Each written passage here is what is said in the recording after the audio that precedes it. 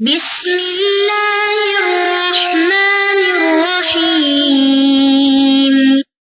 نحمده ونصلي على رسوله الكريم اما بعد بسم اللہ الرحمن الرحیم۔ عزیز طلبہ، آج ہم مختصر المعانی الفن الثالث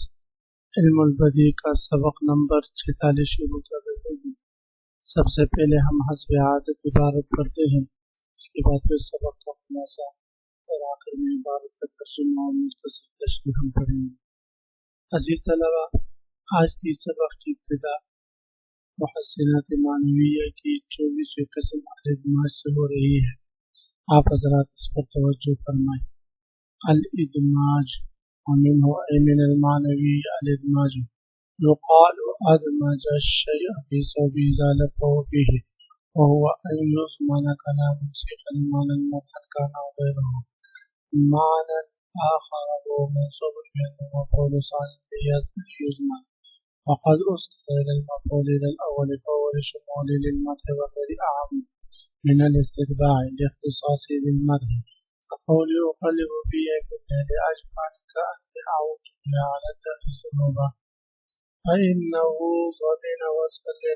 بشكاية من التحريم۔ عزیز طلبہ، محسنات معنویہ کے اقسام ہم پڑھ رہے تھے۔ اس سے پہلے ہم نے استدعاء سے متعلق پڑھا۔ استدعاء کی تعریف صلی اللہ علیہ الرحمن نے فرمائی تھی، والمدح بشیء علی وجہ یستدعی المدح بشیء آخر، کہ وہ کسی چیز کا کی ایک ایسی صفت سے مدح کرنا کہ وہ مدح مستلزم ہو دوسری صفت سے اس چیز کی مدح کرنے کو، اس کو استدعاء کہا جاتا ہے۔ یعنی ایک صفت سے آپ کسی چیز کی تعریف کریں تو وہ مستلزم ہو دوسری صفت سے اس چیز کی تعریف کرنے کو، یعنی دوسری چیز کے لیے وہ ملزوم اور مطلوب بنے اور دوسرا چیز لازم اور تابع بنے۔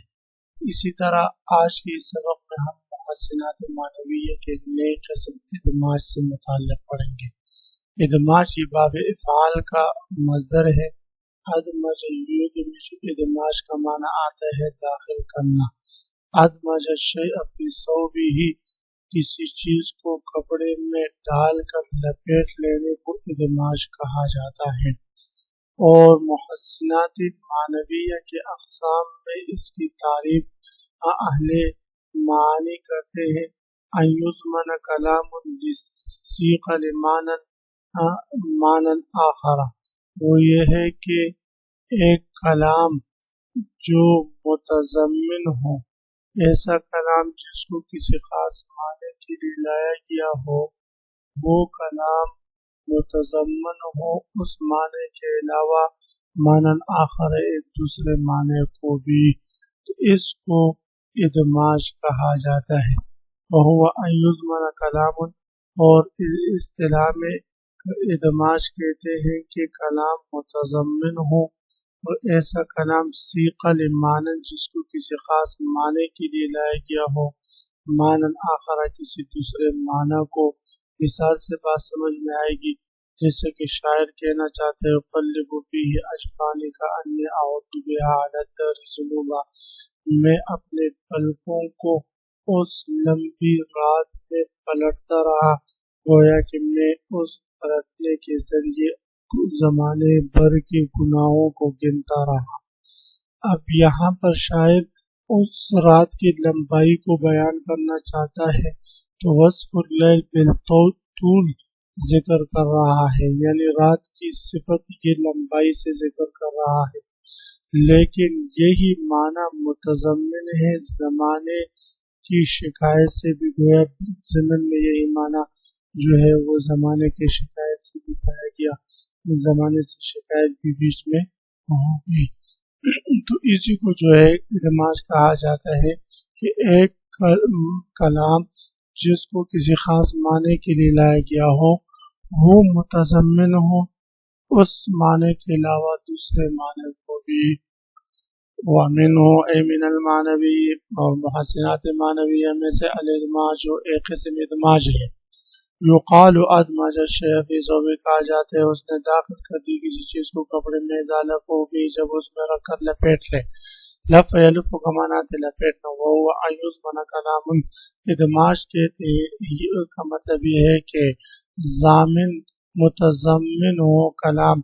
ایسا کلام سیق المان یہ کلام کی لیے صفت ہے یہ جملہ، جس کو لایا گیا ہو چلایا گیا ہو کسی خاص معنی کے لیے، مدحن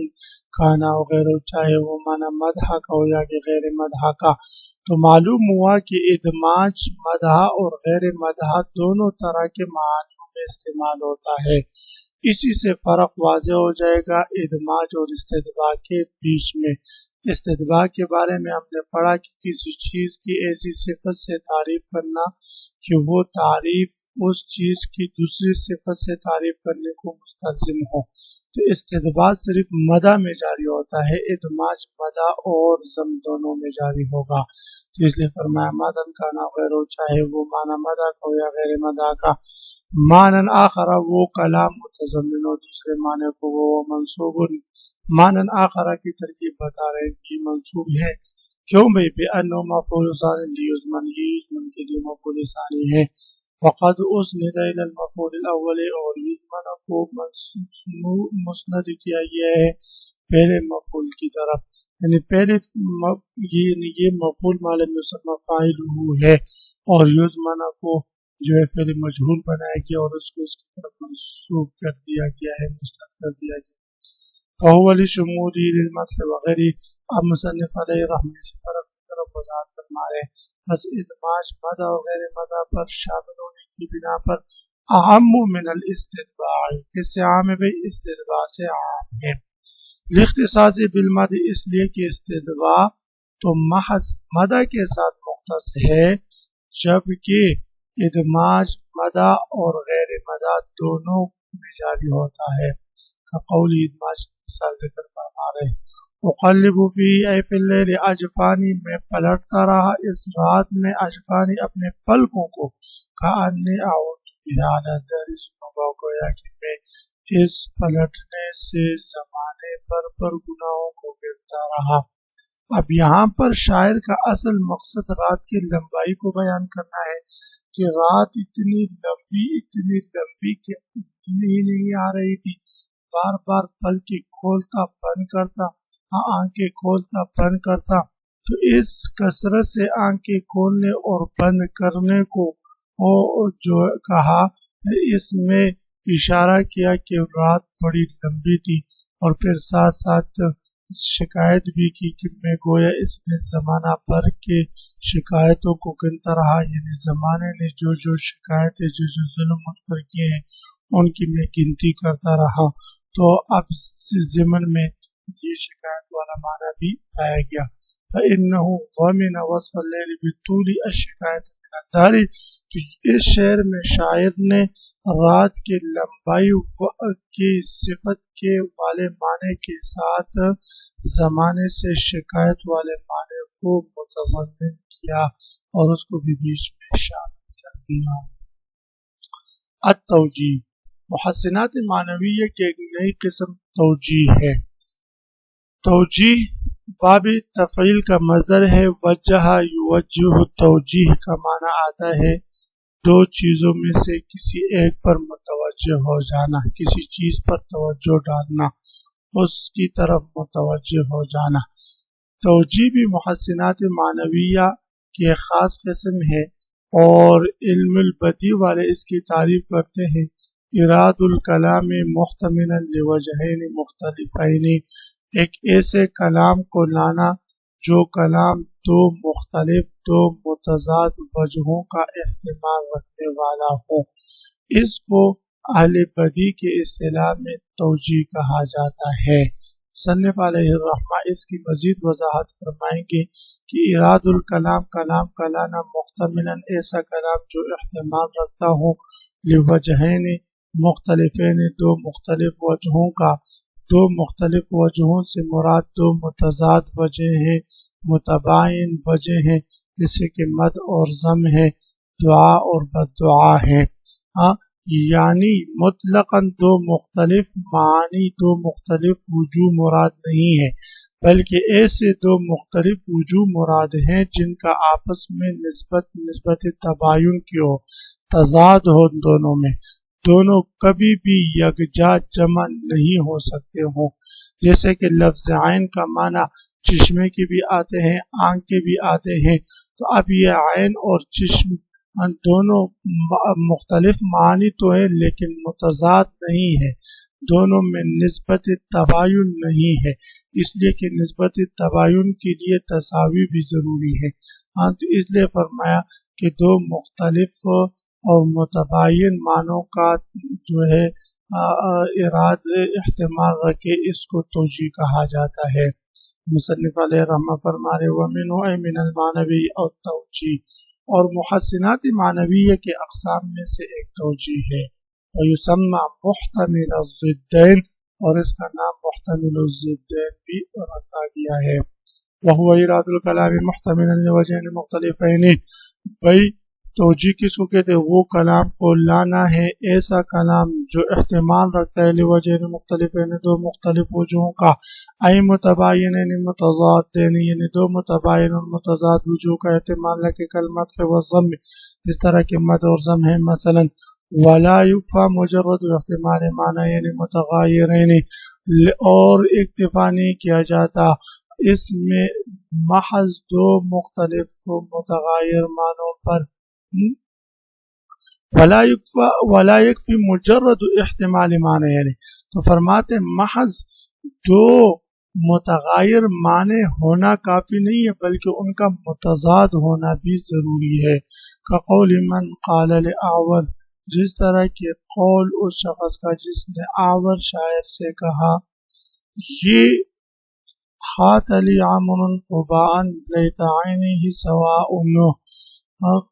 سیاہ میرے لیے عامر نے جبہ، کاش کہ اس کی دونوں آنکھیں برابر ہوتی۔ اب بھی ایک عامر نامی درزی تھا، اس کے پاس ایک آور نامی شخص اپنا کپڑا لے کر آیا کہ اس کو سی کر دو۔ اس نے کہا بھائی میں اس کو اس طرح سی کر دوں گا کہ کسی کو پتہ ہی نہیں چلے گا کہ یہ جو ہے جبہ ہے یا کہ قمیص ہے، اسے عجیب طریقے سے میں سی کر دوں گا۔ تو اس آور شاعر نے کہا، نابینا شاعر نے کہا، میں بھی پھر تمہارے حق میں ایسا شعر کہوں گا جس کو لوگ سمجھیں گے نہیں کہ یہ تعریف ہے یا کہ ادا ہے۔ چنانچہ عامر درزی نے اپنے شرط کے مطابق اس طرح کپڑا سی کر دیا، تو آور شاعر نے بھی شرط کے مطابق اس طرح شعر کہا کہ خات علی عامر قباء، عامر نے میرے لیے جو ہے جبہ سیا، لیت عینہ سواء، کاش کہ اس کے دونوں آنکھیں برابر ہوتی۔ عامر چونکہ درزی ایسا تھا کہ اس کی ایک آنکھ کانی تھی، تو اس وجہ سے اب اگر ہم اس شعر پر غور کریں تو کاش کہ اس کی دونوں آنکھیں برابر تھی، تو دعا بھی ہو سکتی ہے کہ اللہ تعالیٰ کرے تاکہ اس کی دونوں آنکھیں ٹھیک ہوتی، اتنا اچھا جبہ مجھے سی کر دیا ہے۔ اور اس میں بدعا بھی ہے کہ اس نے ایسا خراب جبہ سی کر دیا ہے کہ کاش کہ اس کی دونوں آنکھیں برابر ہوتی، یعنی دونوں کانے ہوتی۔ تو دیکھیں اب اس میں دونوں معنوں کا احتمال ہے۔ تو یہ اب یہاں پر محل استشہاد ہے کہ شاعر نے دعا اور بدعا دو متضاد اور متباین اور متغیر معنوں کو جمع کیا ہے، اسی کو توجیہ کہا جاتا ہے۔ یحتمل صحت العین العوراء، اس شعر میں جو کانی آنکھ ہے اس کی صحت اور اس کی صحت کے لیے دعا کا بھی احتمال ہے، فیکون دعا ان لوگوں کی اس کے لیے دعا ہو جائے گا، بالعکس ہوگا، اور اس کا برعکس کا بھی احتمال ہے کہ اس میں اس کی صحیح آنکھ کو بھی کھانے بنانے کی بد دعا ہے، فیکون دعا ان علیہ، کی صورت میں اس کے خلاف بد دعا ہوگی۔ عزیز طلبہ، اسی کے ساتھ آج کے سبق میں ختم ہوا۔ آج کے سبق کا خلاصہ یہ ہوا کہ ہم نے ادماج سے متعلق پڑھا۔ ادماج کہتے ہیں وہ ایوزمن کلام صفر معنی آخر، کہ ایک کلام جو کسی خاص معنی کے لیے لایا گیا ہو، وہ کلام اسی معنی کے ساتھ ایک دوسرے معنی کو بھی متضمن ہو، اور اس کی مثال ہم نے پڑھی۔ اس کے بعد ہم نے توجیہ سے متعلق پڑھا۔ توجیہ کے بارے میں ہم نے پڑھا ہوا اراد الکلام محتملا لوجہین مختلفین، وہ دو ایسے متضاد اور متباین کلاموں کو لے کر آنا، ایسے کلام کو لے کر آنا جو دو متباین متضاد معنوں کا احتمال رکھے۔ آپ حضرات اس سبق کو خوب غور سے سنیں سمجھیں۔ اللہ تعالی ہم سب کا حامی و ناصر ہو، آمین۔ وآخر دعوانا الحمدللہ رب العالمین۔